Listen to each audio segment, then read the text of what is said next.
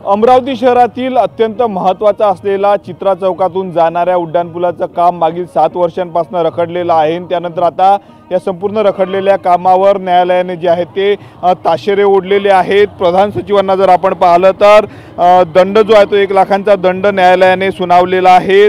अत्यंत महत्त्वाचा हा संपूर्ण उड्डाणपूल आहे। चित्रा चौकातून हा उड्डाणपूल सुरू होतो, पुढे इतवारा लालखडीपर्यंत हा नागपुरी गेटपर्यंत उड्डाणपूल जातो। परंतु 7 वर्षापासून या उड्डाणपुलाचं काम जे आहे ते रखडलेलं आहे। त्यामुळे प्रशासनाचा वेळकाढूपणा याला जबाबदार असल्याचं माजी राज्यमंत्री काँग्रेसचे नेते सुनील देशमुख यांनी म्हटलेलं आहे। त्याच पार्श्वभूमीवर त्यांनी नागपूर खंडपीठात जनहित याचिका देखील दाखल केली होती। यात प्रधान सचिवांना जर आपण पाहिलं तर व्यक्तिशः 1 लाख रुपये दंड जो आहे तो न्यायालयाने सुनावलेला आहे। अमरावती शहरातील चित्रा चौक इतवारा बाजार हा अत्यंत वर्दळीचा रस्ता आहे। जवळपास हजारो नागरिक आणि वाहनं दररोज या मार्गावरून प्रवास करतात। या मार्गावर होणारी वाहतूक कोंडी कमी करण्यासाठी जे आहे ते उड्डाणपुलाची निर्मिती करण्यात आलेली आहे। परंतु अजूनही जर आपण पाहिलं तर काम याचं जे आहे ते अर्धवट आहे। 31 डिसेंबरपर्यंत काम पूर्ण करण्याची डेडलाईन देण्यात आलेली होती, परंतु अजूनही काम जे आहे ते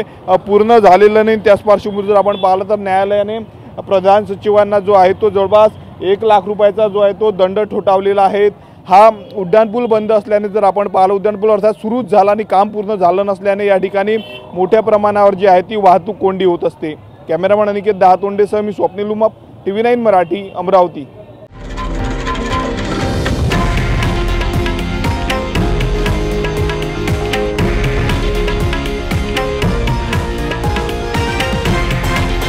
हे आहे देशातील नंबर 1 न्यूज नेटवर्क आणि आपण पाहत आहात TV9 मराठी, एकमेव।